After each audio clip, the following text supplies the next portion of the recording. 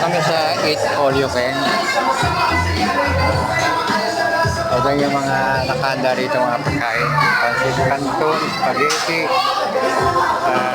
ano to, salpikaw, chicken, pork chop.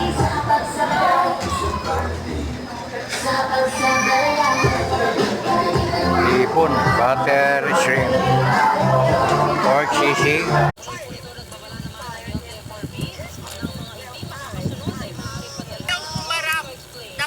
Presidente, hayaan natin na ang mga numero ang magkwento. Sa hearing na ito, we shall therefore enter the territory of forensic truth. Sa pamamagitan ng mga numerong ito, malalaman natin ang tunay na pagkatao sa likod ng posisyon. Siya ba ay tunay na public servant o isa pa lang private billionaire?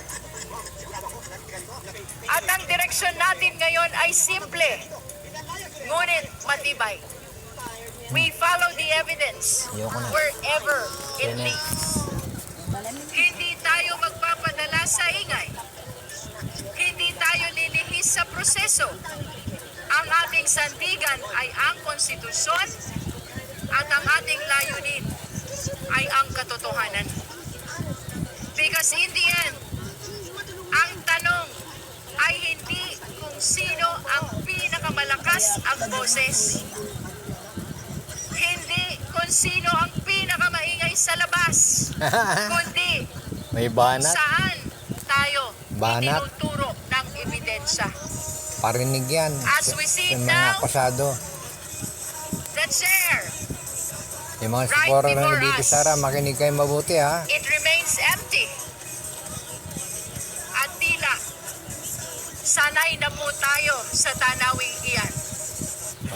Ayaw Ngunit kahit dumalo. bakante ang upuan iyan, Duwag even naman if that pala eh. chair remains empty, Duwag yung BP natin This room is na harapin full ng of the mga people's questions. akusasyon.